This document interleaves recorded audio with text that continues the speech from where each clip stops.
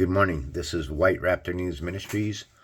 All praise and glory to the Supreme Spirit of Truth, the Living One, the author of life, the perpetual force that moves all things in place, the very source that moves your atoms, Adam, that's right, metaphors, in place.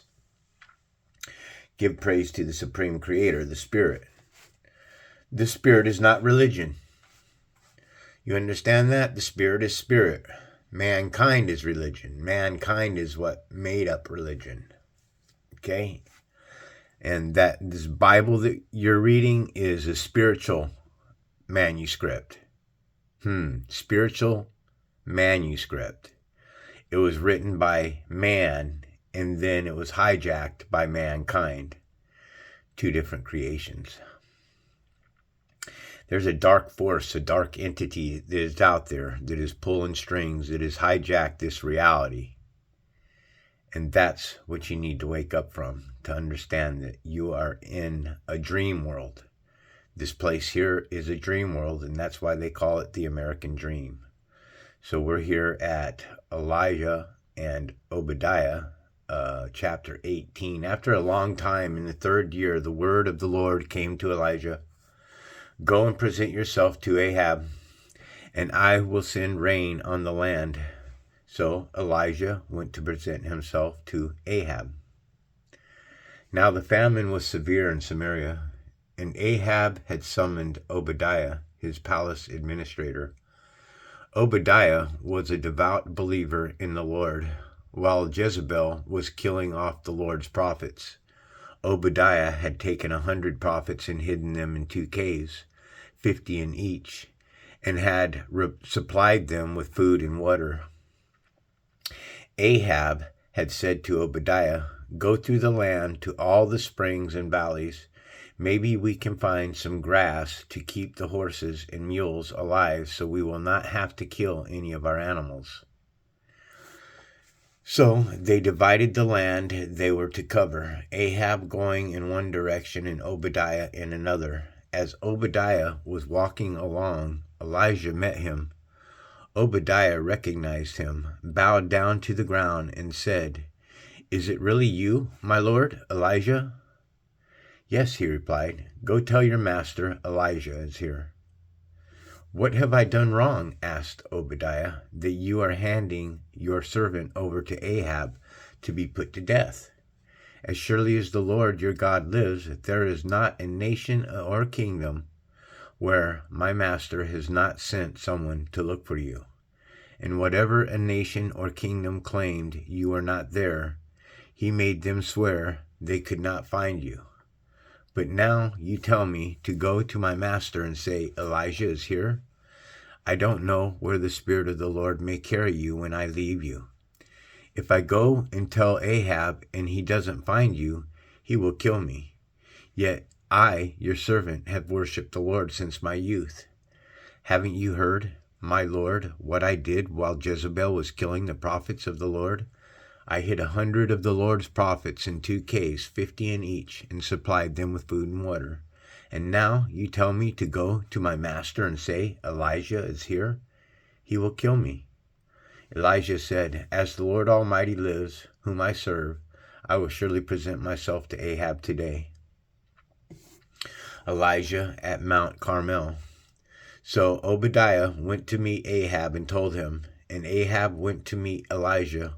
When he saw Elijah, he said to him, "Is that you, you troubler of Israel?" "I have not made trouble for Israel," Elijah replied, "but you and your father's family have. You have abandoned the Lord's commands and have followed the Baals.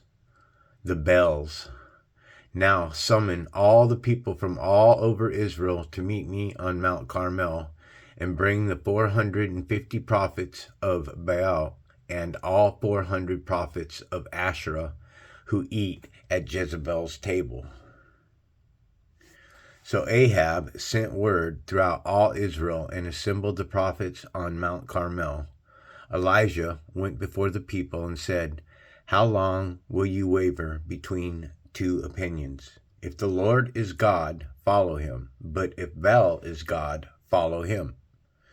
But the people said nothing. Then Elijah said to them, I am the only one of the Lord's prophets left, but Baal has 450 prophets. Get 2 bulls for us. Let Baal's prophets choose one for themselves, and let them cut it into pieces and put it on the wood, but not set fire to it. I will prepare the other bull and put it on the wood, but not set fire to it. Then you call on the name of your God, and I will call on the name of the Lord, the God who answers by fire. He is God. The God that answers by fire. He is God. So there's a God of fire. Or is it just one God? I'm telling you that there is a supreme source, a spiritual source, and all things are to his glory, both good and evil. And those that are evil call themselves gods. They are the other gods that are in the Bible, and they've written themselves in the Bible, but they're not gods at all, even though the Bible does tell us that you shall live like gods, but die like men.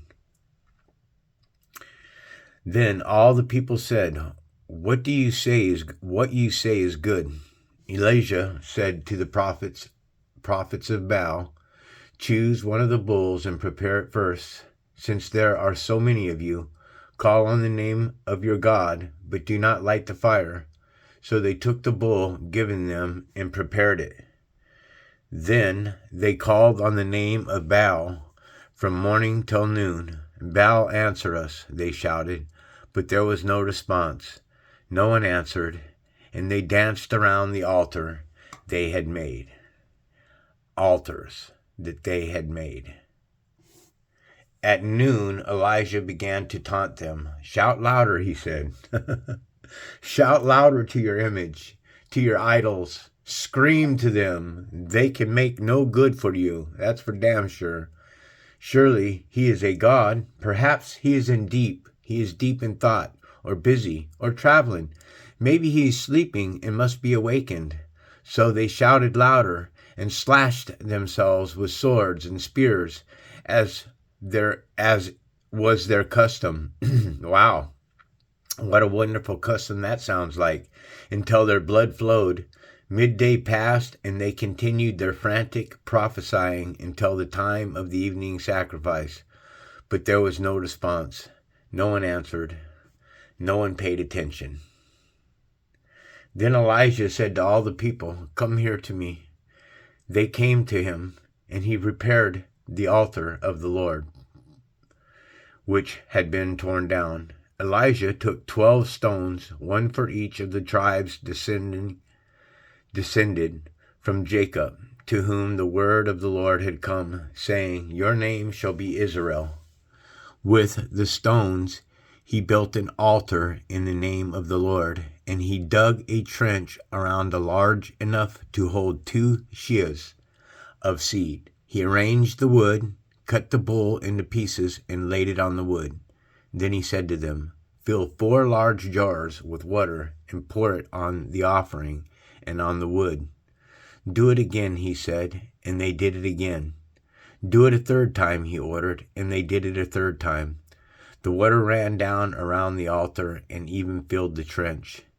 At the time of the sacrifice, the prophet Elijah stepped forward and prayed, Lord, the God of Abraham, Isaac, and Israel, let it be known today that you are God in Israel, and that I am your servant, and I have done all these things at your command. Answer me, Lord, answer me, so these people will know that you, Lord, are God, and that you are turning their hearts back again.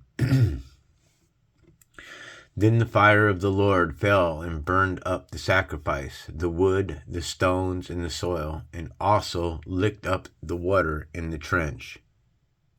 That sounds odd. A god licking up the water in the trench? When all the people saw this, they fell prostrate and cried, the Lord, he is God. The Lord, he is God, they sang. Then Elijah commanded them, "Seize the prophets of Baal. Don't let anyone get away." They seized them, and Elijah had them brought down to the Kishon Valley and slaughtered there. And Elijah said to Ahab, "Go eat and drink, for there is the sound of a heavy rain." So Ahab went off to eat and drink, but Elijah climbed to the top of Carmel, bent down to the ground, and put his face between his knees. "Go and look towards the sea," he told his servant. And he went up and he looked. "There is nothing there," he said. 7 times Elijah said, "Go back." The 7th time the servant reported, "A cloud as small as a man is rising from the sea." So Elijah said, "Go and tell Ahab, hitch up your chariots and go down before the rain stops you." Meanwhile, the sky grew black with clouds, and the wind rose. A heavy rain started falling, and Ahab rode off to Jezreel. The power of the Lord came to Elijah, and tucking his cloak into his belt, he ran ahead of Ahab all the way to Jezreel. Just going to keep this a reading. All praise and glory to the Supreme Spirit of Truth, the living one. There is none like the Creator, folks. The Creator is the one that creates, and the Creator is the one that eats. It's that simple. You fall by His commandments and walk that straight and narrow path, then salvation shall be yours. Do the opposite, it shall be the opposite. Peace, glory to the Almighty One. Much love. This is White Raptor News Ministries.